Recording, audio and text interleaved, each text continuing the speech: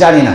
গতানুগতিক প্রক্রিয়ায় বাপদাদারা যেভাবে দিয়ে এসেছে আমরাও ঠিক সেইভাবেই দিই, কিন্তু এখানে আরও কিছু নিয়ম আছে।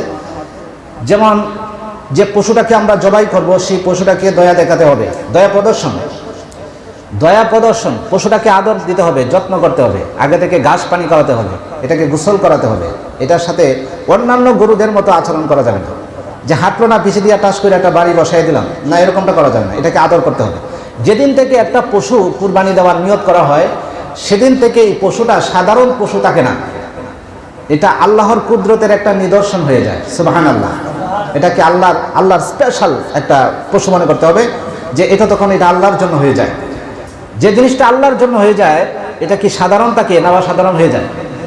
এই পশুটার সাথে দয়া দেখাতে হবে। এটা হচ্ছে নবীর দেওয়া সুন্নত তরিকা, পশুর সাথে দয়া করা। তাহলে এই কুরবানি দেওয়ার আগে পশুর সাথে ভালো ব্যবহার করার প্রতি নির্দেশ দিয়েছেন কে? আল্লাহ রাসূল দিয়েছেন, যে তোমরা কুরবানির পশুর সাথে ভালো আচরণ করো, ভালো খেতে দাও, তাকে শান্ত করো, তার আলতু করে তার শরীরের ভিতরে হাত বোলাও। এইভাবে কুরবানির পশুকে দয়া দেখানো বা আদর যত্ন করা, এটা ইসলামের নির্দেশ। তারপরে কুরবানি দেওয়ার আগে যে আরও যে পদ্ধতি হলো সেটা হলো ছুরিটা ধারালো হতে হবে। যেটা দিয়ে আপনি কুরবানি দেবেন এই কুরবানির ছুরিটা প্রচুর দাঁত দিতে হবে। এমনকি প্রয়োজনে একাধিক ছুরি রাখতে হবে। যদি কোনো কারণে একটা ছুরি যদি হাতলটা ভেঙে যায় অথবা যদি সেটা কাটতে যদি মিস করে বা সেটার যদি সমস্যা দেখা যায়, তাতে সাথে সাথে যেন আরেকটা ছুরি ব্যবহার করা যায়, সেই জন্য বিকল্প ছুরির ব্যবস্থাও রাখতে হবে। আর একটা দিয়ে একাধিক কুরবানি করা যাবে না। যেমন একটা ভালো ছুরি দিয়ে এলাকার সকল পশু জবাই দেওয়ার ইচ্ছা করলাম, দিয়ে একটা পশু জবাই করার পরে কুরবানির পশুর এই ছুরিটা কিন্তু দাঁতটা কিন্তু কমে যায়। তার পরবর্তী যে কুরবানিগুলো সেগুলো এটা দিয়ে কাটতে কষ্ট হয়। এই জন্য প্রত্যেকটা কুরবানির জন্য আলাদা আলাদা ভালো একটা ধারালো ছুরির ব্যবস্থা করতে হবে এবং প্রয়োজনে একের অধিক ছুরির ব্যবস্থা করতে হবে। ধারালো ছুরি ব্যবহার করা, এমনকি এই ধারালো ছুরি দিয়ে জবাই করার জন্য আল্লাহ রাসূল সাল্লাল্লাহু আলাইহি ওয়াসাল্লাম সরাসরি নির্দেশ করেছেন যে তোমরা কুরবানির পশুগুলো জবাই দেওয়ার আগে তোমরা ছুরিটা ভালো করে দাঁড় চেক করে নেবে যে এটা ভালো দাঁড় আছে কিনা। এটা কার আদেশ? আমার নবীর আদেশ। আর যদি কেউ ভোতা ছুরি দিয়া যেটা দাঁড় নাই এরকম যদি কেউ করে তাহলে পশুর সাথে নিষ্ঠুরতা হবে। এটা হচ্ছে মাকরুহ, এটা করা যায় না, এটা দেওয়া গুনাহ, এরকমটা করা যাবে না, যাতে পশু জবাইয়ের সময় সে যেন শান্তিতে দুনিয়া থেকে বিদায় হতে পারে। তারপরে হলো যে শোয়ানোর কিছু নিয়ম আছে। কুরবানির পশুটাকে শোয়ানো, মাথা থাকবে দক্ষিণ দিকে, আবার তার পিছনটা থাকবে উত্তর দিকে, আবার সেই কুরবানির পশুটাকে কিবলামুখী করে শুইয়ে দিতে হবে এবং হাত পাগুলি ভালো করে বেঁধে দিতে হবে যাতে সে উঠে পড়তে না পারে। তাহলে সেই দিকে আপনার লক্ষ্য রাখতে হবে, কিবলার দিকে, এবং যিনি জবাই করবেন ওনার মাথা কিবলামুখী থাকবে। এবং আরেকটা হলো যে বিসমিল্লাহ তো অবশ্যই বলতে হবে। আবার যদি কেউ ইচ্ছা করে যদি বিসমিল্লাহ পড়া ছেড়ে দেয় কুরবানি দেওয়ার সময়, যারা ধরবে, বিশেষ করে যিনি কুরবানি দেবেন ওনাকে বলতে হবে একবারে যে দোয়াটা ছাড়া কুরবানিই হয় না। কুরবানির আগে পিছে অনেক দোয়া আছে, সেই দোয়াগুলো তো আপনারা জানেন না হয়তো। কুরবানির যে দোয়াটা ছাড়া কুরবানিই হয় না সেই দোয়াটা হলো বিসমিল্লাহি আল্লাহু আকবার, এটা বলতেই হবে। আগে পিছে আরও দোয়া আছে, জবাইয়ের আগে কিছু দোয়া আছে, তারপরে জবাইয়ের পরে কিছু দোয়া আছে, সেইগুলো হচ্ছে সুন্নত। কিন্তু যে দোয়াটা ইচ্ছে করে যদি কেউ বিসমিল্লাহ বলা ছাড়া কুরবানি দেয় তাহলে সেই কুরবানি জায়েজ হবে না। এটা কুরবানির গোশত না, এটা মৃত গরুর গোশত খাবার সমান হবে। কথাটা বুঝে আসছে? তাহলে যারা ধরবে তারাও বলবে, আর বিশেষ করে যিনি কুরবানি দিবেন তাকে বিসমিল্লাহি আল্লাহু আকবার বলতেই হবে, না হয় কুরবানির গরু গোশতটা আপনাদের জন্য আমাদের জন্য হারাম হয়ে যাবে। কথাটা বুঝে আসছে? এটা হচ্ছে কুরবানির স্পেশাল দোয়া। তারপরে আরও আছে আপনার কুরবানির জবাইয়ের আগের কিছু দোয়া আছে, যেমন হাদিস শরীফে আছে ইন্নী ওয়াজ্জাহতু ওয়াজহিয়া লিল্লাযী ফাতারাস সামাওয়াতি ওয়াল আরদা ওয়া মা আনা হানিফা ওয়া মা আনা মিনাল মুশরিকিন ইন্না সালাতি ওয়া নুসুকি ওয়া মাহইয়ায়া ওয়া মামাতি লিল্লাহি রাব্বিল আলামিন লা শারীকা লাহু ওয়া বিযালিকা উমিরতু ওয়া আনা মিনাল মুসলিমিন। তারপরে আছে ওয়া বিযালিকা উমিরতু আনা মিনাল মুসলিমিন। তারপরে আল্লাহুম্মা মিনকা ওয়ালাক, এটা বলা, এটা হচ্ছে কুরবানি দেওয়ার আগের যে দোয়াটা। এটা হয়তো অনেকেরই জানা নেই। কুরবানি দোয়ার পরবর্তীতে আবার আরও আছে, যে সেটা হলো যে বিসমিল্লাহি আল্লাহু আকবার বলা তো ওয়াজিবই। কুরবানির সময় যদি অন্যান্য দোয়া জানা না থাকে তাহলে বিসমিল্লাহি আল্লাহু আকবার বলে দেওয়া কুরবানি, এটা দেওয়া কি, এই দোয়াটা পড়া কি ওয়াজিব। তারপরে সেই দোয়াটা আপনার তো নাও থাকতে পারে। তারপর কুরবানি দেওয়ার পরে আরেকটা দোয়া আছে, আল্লাহুম্মা তাকাব্বালহু মিন্নি কামা তাকাব্বালতা মিন হাবিবিকা মুহাম্মাদিন, এরকম আরেকটা দোয়া আছে। এভাবে মুহাম্মদ সাল্লাল্লাহু আলাইহি সাল্লাম কুরবানি দিয়ে এই দোয়াটা বলতেন। ওয়া খালিলিকা ইব্রাহিম আলাইহিস সালাম, তিনি বলতেন যে হে আল্লাহ, এটা আমার পক্ষ থেকে, আমার পরিবারের পক্ষ থেকে এবং আমার উম্মতে মুহাম্মাদীর পক্ষ থেকে আল্লাহ এই দোয়া, এই কুরবানিটা কবুল করুন, বলেন সুবহানাল্লাহ। আগে পিছের এই দোয়াগুলি হয়তো বা আমাদের জানা নাই, কিন্তু বিসমিল্লাহি আল্লাহু আকবার এটা জানা আছে না? এটা তো সবারই জানা আছে। তাহলে এইগুলি হচ্ছে কুরবানি দেওয়ার শর্ত। তারপরে আরো হলো, জবাইয়ের সময় অন্তত মিনিমাম পক্ষে 4টি রগ কাটতে হয়। জবাইয়ের সময় গলার কয়টি রগ কাটতে হয়? 4টি, অন্তত 3টি কাটতেই হবে। 3টি রগ যদি কাটা বাকি থাকে তাহলে কোরবানি হবে না। এর ভিতরে একটা হচ্ছে আপনার শ্বাসনালী, খাদ্যনালী, একটা হলো শ্বাসনালী, আরেকটা হচ্ছে খাদ্যনালী, আর দুই পাশের 2টা মোটা রগ, আরো এই দিক দিয়ে 2টা মোটা রগ আছে। এটা এই দুই পাশের যে দুটি যে রক্তনালী যেটাকে বলা হয়, রক্ত প্রবাহিত 2টা নালী মোটা মোটা আছে, এগুলো কাটতে হবে। যার কারণে কিছুটা অভিজ্ঞতা লাগবে কোরবানি সম্পর্কে, কিছুটা ধারণা যদি নাই থাকে তাহলে আবার কোরবানি করতে পারবে না। তাহলে এই বিষয়গুলো, এইগুলি যদি কাটা হয় তাহলে কোরবানি জায়েজ হবে। আর যদি খালি শুধুমাত্র দেখা যায় ঘেরঘেরিয়াটা কাটছে, শ্বাসনালীও কাটে নাই, খাদ্যনালীও কাটে নাই, দুই পাশের 2টা রক্ত প্রবাহিত মোটা রগ কাটে নাই, তাহলে কোরবানি জায়েজ হয় নাই। তাহলে সেই ক্ষেত্রে লক্ষ্য রাখতে হবে। আবার এখানে কেউ কেউ এই কাজটা করে যে কোরবানি দিয়ে যাতে পশুটা তাড়াতাড়ি মারা যায় সেই জন্য কি করে হাতে পায়ের রগগুলো কেটে দেয়, আবার একটা চাকু দিয়ে কুরবানির যেখানে করেছে ঠিক এই জায়গাটার মধ্যে একটা ঘা মারে। এরকমটা যদি কেউ করে, কুরবানিটা দেওয়ার পরে পশুটা নিস্তেজ হওয়ার আগ পর্যন্ত তার শরীরে কোনো ছুরি চালানো যাবে না। যদি কেউ চালায় ইসলাম পরিপন্থী, কারণ এটা হার্ট অ্যাটাকে মারা যেতে পারে। হার্ট অ্যাটাকে মানে কুরবানিতে না মারা গিয়া হার্ট অ্যাটাকে মারা যেতে পারে। তারপরে যদি আপনি গোশত খান তাহলে কি এটা কুরবানির গোশত হবে না মরা গরুর গোশত? এই প্রশিক্ষণটা আমি গতকালকে উপজেলা হল রুমে আমি বক্তব্যটা দিয়েছিলাম। তিনি যে প্রাণী সম্পদ অফিসার তিনিও বলেছেন, কৃষি অফিসার তিনিও তারা বক্তব্য দিয়েছেন, তারাও আমার এই কথার সাথে একমত পোষণ করেছেন।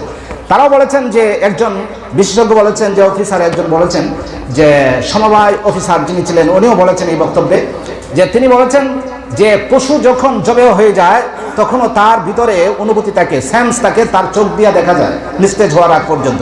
সে যখন কুরবানির দেওয়ার গোশতের রক্তটা যখন দেখে, জবে হয়ে যাওয়ার পর তার শরীর থেকে যে রক্তটা বের হয়, এই রক্তটা যখন দেখে, এই রক্তটা দেখা সে হার্ট অ্যাটাক করে জবাইয়ের আগে হার্ট অ্যাটাকে মারা যায়। তিনি কথাটা বলছেন, আমার ইসলামিক কথার সাথে তিনিও একমত পোষণ করেছেন। যার কারণে এমনভাবে জবাই করে বিশাল বড় একটা গর্ত করতে হবে, ছোট গর্ত না, মাটির মধ্যে একটা বড় গর্ত করতে হবে, যাতে সমস্তটা রক্ত গর্তের ভিতরে গভীরে চলে যায়। তাহলে তো আর পশুটা দেখবে না এই রক্তটা। এমনভাবে ছুরি দাঁড় দিতে হবে যাতে পশু না দেখে, এমনভাবে রক্তটা ঝেড়তে হবে, কাল্লাটা এভাবে একটু আলাদা করে রাখতে হবে যাতে রক্তটা না দেখা যায়। আর না হয় রক্ত দেখে ভয় পেয়ে পশুটা জবের আগে হার্ট অ্যাটাকে মারা যায়। তারপরে এটা কি কুরবানির গোশত খাওয়া হবে না, মৃত প্রাণী। যার কারণে এই কাজগুলো করতে হবে। আচ্ছা, গরুর কথা বাদ দেন, আপনার সামনে যদি আরেকটা মানুষের জব করে, আমরা তো মানুষ, আপনার মানুষের জব করে আর জবের রক্তটা যদি ঘরাইয়া যায় কুরবানির গরুর মতো, দেখে কি আপনার হুঁশ থাকবে না বেহুশ হয়ে যাবে? কেউ কেউ আছে হার্ট অ্যাটাক করে মারাও যেতে পারে। তাহলে আপনিও তো মানুষ, আপনার ভিতরে একটা প্রাণ আছে, সেও তো একটা প্রাণী, তার দিকে দেহের ভিতর আরেকটা কি আছে? আপনার যেমন ভয় আছে, ভয়ভীতি আছে, সেই পশুটার ভিতরেও কিন্তু ভয়ভীতি আছে। যার কারণে একটা পশুর সামনে আরেকটা পশুকে জবাই দেওয়া যাবে না, এটা বিশ্বনবী নিষেধ করেছেন। একটা যদি একাধিক জব হয় তাহলে একটা পশুকে গোপনে রাখতে হবে, আড়ালে রাখতে হবে। এই পশুটার আড়ালে আরেকটা পশুকে জবাই দিতে হবে। একটা পশুর সামনে ছুরিটাও পর্যন্ত দাঁড় দেওয়া যাবে না, কারণ এই ছুরিটা দাঁড় দিলেও পশুটা বুঝতে পারে যে আমাকে এখন জবাই করা হবে। যার কারণে যেখানে আল্লাহ রাসূল সাল্লাল্লাহু আলাইহি ওয়াসাল্লাম কুরবানির পশুর সামনে ছুরি দাঁড় দিতে নিষেধ করেছেন, সেইখানে একটা পশুর সামনে আর একটা পশু জবাই দেওয়ার আদেশ কি থাকতে পারে? পারে না। যার কারণে এই নিয়মগুলো আমাদেরকে মেনে চলতে হবে। যার কারণে এগুলি হচ্ছে আপনার ইসলামের কুরবানি দেওয়ার তরিকা, পদ্ধতি। আপনারা বুঝতেছেন, বুঝে আসতেছে? তারপরে আরো যেমন অতিরিক্ত ঘাড় কাটা, যেমন ঘাড়টাকে একবারে গলা কাটতে কাটতে একবারে হাড্ডি কেটে ফেলে কেউ আছে। কেউ আছে যে ভুলবশত হাড্ডি কাইটা করে গলা আলাদা হয়ে যায়। এটা মেরুদণ্ডের ভেতরের যে অংশটা আছে, এটাকে বলে যে স্পাইনাল কর্ড, একটা ভিতরের যে শক্ত হাড্ডি, ওই পর্যন্ত ছুরি নেওয়া যাবে না। কারণ ওই পর্যন্ত ছুরি নিলে কুরবানি আপনার দুরস্ত হবে না, শুধু মাংস পর্যন্তই সীমাবদ্ধ থাকতে হবে। তারপরে যে চামড়া কাটার সময় বিশেষ সতর্কতা, যেটা আমি আগে বলেছিলাম, পশুটার নিস্তেজ হওয়ার আগ পর্যন্ত তার শরীরে চামড়া কাটার জন্য ছুরি চালানো যাবে না। বুঝে আসছে আপনাদের? পশুটা যতক্ষণ জবেহ করার পরে যতক্ষণ নিস্তেজ হবে না ততক্ষণ পর্যন্ত পশুর শরীরে হাত দেওয়া যাবে না। একে আরামে মরতে দিতে হবে। যখন সে নিস্তেজ হবে তারপরে তার শরীরে ছুরি চালাইতে হবে। এর আগে যদি ছুরি চালান তাহলে পশুর সাথে জুলুম হয়ে যাবে, এই কাজটা করা যাবে না। তাহলে এটা হলো।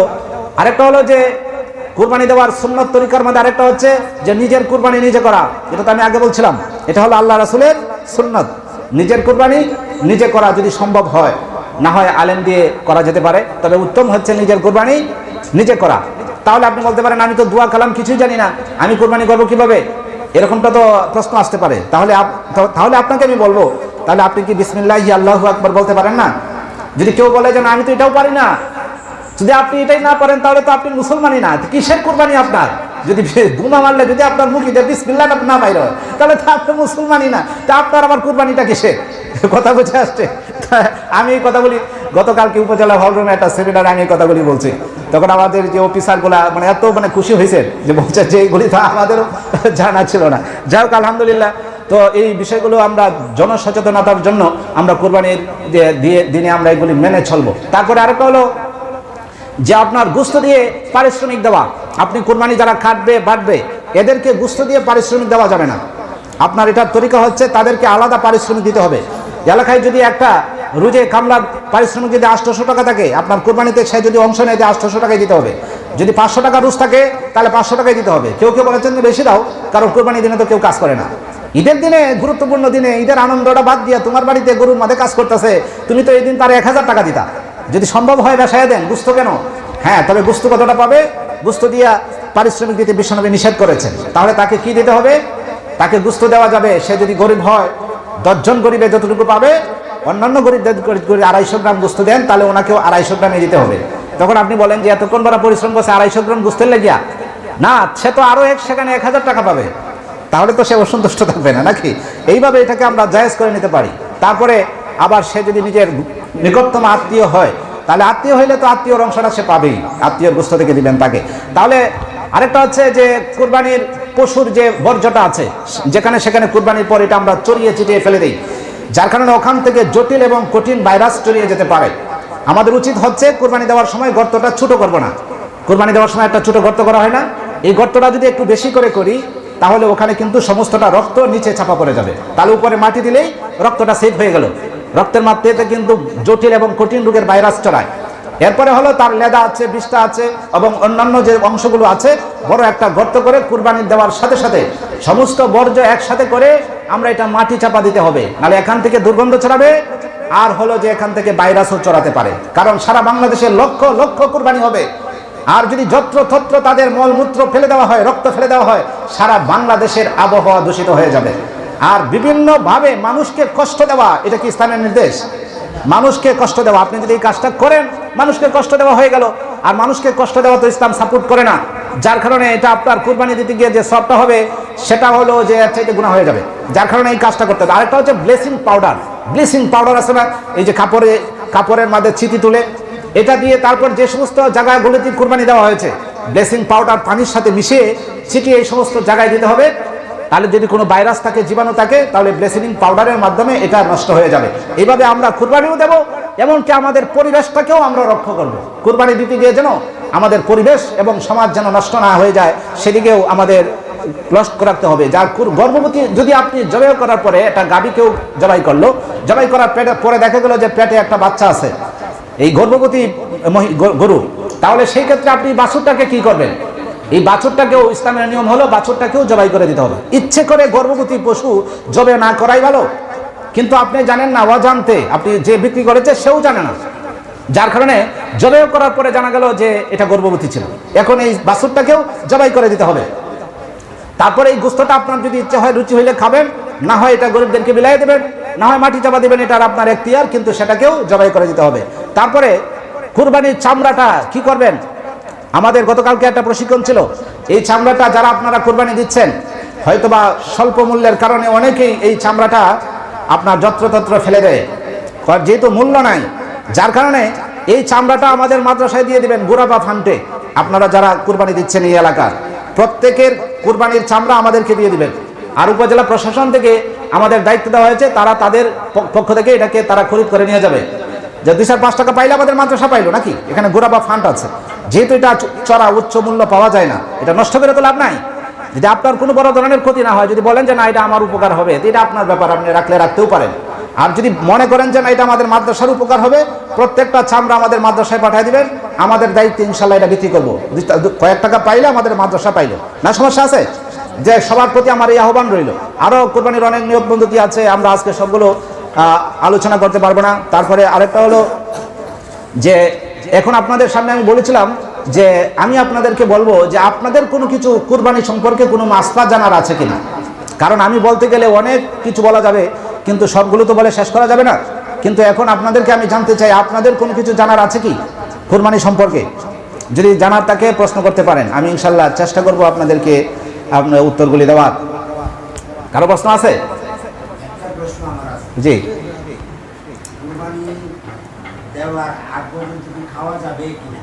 আচ্ছা, এই প্রশ্নের উত্তরটা হলো যারা কুরবানি দেবে তাদের কুরবানি দেওয়ার আগ পর্যন্ত কুরবানির মাংস দিয়ে খাওয়া হচ্ছে মুস্তাহাব। আল্লাহ রাসূল সাল্লাল্লাহু আলাইহি ওয়াসাল্লাম তিনি জীবনে যতবার কুরবানি দিয়েছেন, কুরবানি দেওয়ার আগ পর্যন্ত তিনি কোনো কিছু খান নাই। ঈদুল ফিতরের নামাজে যেতেন, তিনি মিষ্টি খেতেন, খেজুর খেয়ে যেতেন, যেটা আমরা রোজা ঈদ বলি। আর কুরবানি ঈদের সুন্নত হচ্ছে যে আল্লাহ রাসূল কোনো কিছুই খাইতেন না, না খেয়ে থাকতেন, কুরবানি দিতেন। কুরবানি দিয়ে কুরবানির গোশত দিয়ে তিনি খেতেন, এর আগ পর্যন্ত তিনি খাবার খাবেন দূরের কথা, একটু পানিও খাইতেন না। বলেন সুবহানাল্লাহ। এটা যেহেতু দিবেন, এটা তো সওয়াবের জন্যই, তাহলে এই সুন্নতটা পালন করতে চেষ্টা করবেন যদি সম্ভব হয়। যদি বলেন না এতক্ষণ তো না খেয়ে থাকা যাবে না, তাহলে সেই ক্ষেত্রে আপনি এই যে আমরা সাহারি খাই না, এই সাহারি খাওয়ার সময় আজানের আধা ঘন্টা আগে ঘুম থেকে ওইটা পিঠাই কান বাতি কান একটা কিছু রোজা রাখার মতো খেয়ে নেবেন, তাহলে 12টা 1টা পর্যন্ত আপনিও থাকতে পারবেন। এই সুন্নতটা পালন করা যেতে পারে। আরো কোনো প্রশ্ন আছে কারো? আরেকটা কে জানি প্রশ্ন করছিল যে কুরবানির যে বন্টন, আপনাদের দেশে একটা বন্টনের, হ্যাঁ, কুরবানির একটা বন্টনের সিস্টেমের মধ্যে ভুল আছে। যেমন কুরবানির গরুটা 3টা বন্টন করে, গরিবের একটা বন্টন একত্র করে সেই গোশতটা আমরা তালিকা করে আপনারা বন্টন করে দিয়ে দেন, আধা কেজি 1 কেজি যাই হয়। কিন্তু দেখা যায় যে এই বন্টনের অংশটা গরিবদের বাড়িতেও যায়, আবার এই বন্টনের একটা অংশ ধনীদের বাড়িতেও যায়। যারা কুরবানি দেয় তাদেরকেও দেয়, যারা কুরবানি দেয় না তাদেরকেও দেয়। তাহলে এটা হলো ভুল পদ্ধতি। যারা কুরবানি দিল তাদের বাড়িতে তো গোশত আছে, এটা তো দেওয়া হয়েছে এই জন্য যাদের বাড়িতে কুরবানির গোশত নাই, যার বাড়িতে নাই তার বাড়িতে পাঠাবে। যে কুরবানি দিছে তার বাড়িতে গোশত আছে, ওনার বাড়িতে পাঠাইলেন কেন? ওনার বাড়িতে তো আছেই। যদি 18 জন বা 10 জন বা 20 জন কুরবানি দেয়, এই 20টার নামের গোশত যদি তার বাড়িতেও যায়, তা 18 জন গরিব এই গোশত থেকে বঞ্চিত হইল। কেন আপনি কাজটা করলেন? এই কাজটা সঠিক পদ্ধতি না। তাহলে গরিবের অংশটা শুধু গরিবের বাড়িতেই যাবে, ধনীর বাড়িতে যেন না যায়। যারা কুরবানি দিছে তাদের বাড়িতে এই গরিবের অংশের বাদ পাঠাবেন না। বুঝে আসছে আপনাদের? এটা হলো পদ্ধতি। আরো কোনো প্রশ্ন আছে? আচ্ছা, যদি আরো প্রশ্ন না থাকে আমার আলোচনা আমি শেষ করতে চাচ্ছি। তারপরে বন্টন প্রক্রিয়া, যে বন্টন প্রক্রিয়ার 3টা, কিভাবে গোশতটা বন্টন করবেন, কুরবানি তো দিয়ে দিলেন, এই ব্যাপারে পবিত্র কোরআনের সূরা হজ্জে বলা হয়েছে যে গোশতটা এখন তুমি কুরবানি দিছো কি করবে। সেটা হলো যে আল্লাহ এখানে কুরবানির সূরা হজ্জের 36 নম্বর আয়াতে আল্লাহ বলেছেন ফাকুলু মিনহা ওয়া আতইমুল কানিআ ওয়াল মু'তাদ। আল্লাহ বলেন কুরবানির গোশত ফাকুলু, তুমি সেখান থেকে খাও, ওয়া আতইমুল কানিআ, কানিআদেরকে খাওয়াও, ওয়াল মু'তাদ, মু'তাদদেরকে খাওয়াও। দুটো কথা আছে, ফাকুলু তুমি খাও। তাহলে কুরবানির গোশতটা খাওয়ার দাওয়াতটা কে দিয়েছেন? আল্লাহ। দাওয়াতটা কে দিয়েছেন? আল্লাহ। কুরবানির গোশত খাওয়া হচ্ছে এটা আল্লাহর মেহমানদারি। কুরবানির গোশতটা যে আমরা খেতে যাব যদি বেঁচে থাকি, তাহলে এটা মেহমানদারিটা কে করেছেন? আল্লাহ। আল্লাহ হচ্ছেন মেজবান আর মানুষ হচ্ছে মেহমান। আল্লাহ নিজে মেহমানদারি করতে আপনাকে দাওয়াত দিচ্ছেন, এটা আপনি আল্লাহর স্পেশাল মেহমানদারি, এটা আল্লাহ নিজে খাওয়াচ্ছেন আপনাকে আদেশ করে। ফাকুলু তুমি খাও, ওয়া তুইমুল কানিআ, কানিআদেরকে খাওয়াও। কানিআ বলা হয় এই সমস্ত অভাবী যাদের সামর্থ্য নাই কুরবানি দেওয়ার মতো, কিন্তু তারা এতটাই ধৈর্যশীল, এতটাই আত্মমর্যাদাশীল যে ওরা যদি না খেয়ে মারাও যায় তাহলে অন্যের কাছে হাত পাতবে না যে আমাকে একটু কুরবানির গোশত দেন। এরা তাদের অভাবকে বুঝতে দেয় না। তারা হলো ভদ্র সমাজের কিছু গরিব, এরা তাদের গরিবী অবস্থাটা মানুষের সামনে তুলে ধরে না। না খেয়ে মারা গেলেও আপনার কাছে চাইবে না যে আমার বাড়িতে একটু গোশত দিয়েন। এই জন্য আল্লাহ বলেছেন এদেরকে কানিআ, ওদেরকেও দাও খুঁজে বের করে। এরা হচ্ছে ইজ্জত সম্মানের অধিকারী, তাদের ইজ্জতের, তাদের খাবারের চাইতে তাদের ইজ্জতের মূল্য বেশি। এই জন্য তোমার বাড়িতে কোনোদিন গোশতের জন্য আসবে না, তার বাড়িতেও খুঁজে বের করে কুরবানির গোশত পৌঁছে দাও। সুবহানাল্লাহ। ওয়াল মু'তাদ, আরেকটা হচ্ছে এমন অভাবী যারা, এটা হচ্ছে পবিত্র কোরআনের সূরা হজ্জের 36 নম্বর আয়াত, যারা অভাবের কথাটা মানুষের কাছে প্রকাশ করে কুরবানির গোশত চায় যে আমাকে একটু দিয়েন, তাদেরকেও দাও। তাহলে কোরআন থেকে বন্টন প্রক্রিয়া কয়টা পাওয়া যায়? 3টা। কয়টা পদ্ধতি পাওয়া যায়? তিনটা। তারপরে অনেকে আছে যে কুরবানির গোশতটা পুরাটাই খেয়ে ফেলার একটা চিন্তা ভাবনা করে। কৌমুকের কাছে জিজ্ঞাসা করছিলাম কুরবানির গোশত বলি খেয়ে ফেললে, বলি চলে, কুরবানির গোশত পুরাটাও খাওয়া যায়। এরকম ভুলভাল কিছু ফতোয়া মানুষকে দেখতে শুনতে শোনা যায়, তবে এই ফতোয়া দেওয়া উচিত নয়। কারণ মানুষ এমনিই তো কেউ কিছু দিতে চায় না, এমনিই হলো নাচনে বুড়ি। যে ছোটবেলায় একটা প্রবাদ কথা শুনছিলাম, এমনিই হলো নাচনে বুড়ি, আরে যদি পায় ঢোলের বাড়ি তাহলে কম নাচবে না বেশি নাচবে? বেশি নাচবে, কারণ ঢোলের বাড়ি পাইলে তো নাচের গতি আরো বাইরে যাবে। যার কারণে এমনি তো মানুষকে কিছু দিতে চায় না। আবার যদি শুনে কুরবানির গোশত না দিলেও চলে, তো পুরাটাই খেয়ে ফেলবে, ফ্রিজের ভিতরে ঢুকাইয়া নিজেই মজা করে খাবে, গরিবদেরকে কিচ্ছু দেবে না। তাহলে এইরকম ফতোয়া কুরবানির আগে দেওয়া যাবে না, আপনি গরিবদেরকে দিয়ে দিতে হবে। কারণ এখানে বাকারা, সূরা বাকারার 1 থেকে 5 নম্বর আয়াতে আল্লাহ বলেছেন, এটার উত্তরটা কোথায় আছে? সূরা বাকারার প্রথম পৃষ্ঠায় আল্লাহ বলেন, আলিফ লাম মিম, যেহেতু জানেন আপনারা, যালিকাল কিতাবু লা রাইবা ফি, এই কিতাবের মধ্যে কোনো ভুল নাই। আল্লাযীনা ইউমিনুনা বিল গায়বি, এর আগে আছে হুদাল লিল মুত্তাকিন, এটা হলো মানব জাতির জন্য হেদায়েত, মুত্তাকিদের জন্য এই কোরআনটা হচ্ছে একটা হেদায়েত, হুদাল লিল মুত্তাকিন। আল্লাযীনা, তাহলে মুত্তাকি কারা? আপনি বলতে পারেন আল্লাহ তাহলে মুত্তাকি কারা? মুত্তাকিদের জন্য যদি কোরআন নাজিল হয়ে থাকে তাহলে মুত্তাকি কারা? আল্লাহ বলেন তাহলে শোনো, এই 5টা গুণ যার মধ্যে আছে সে হলো মুত্তাকি। সুবহানাল্লাহ। আল্লাযীনা ইউমিনুনা বিল গায়বি, যারা গায়বের প্রতি বিশ্বাস করে।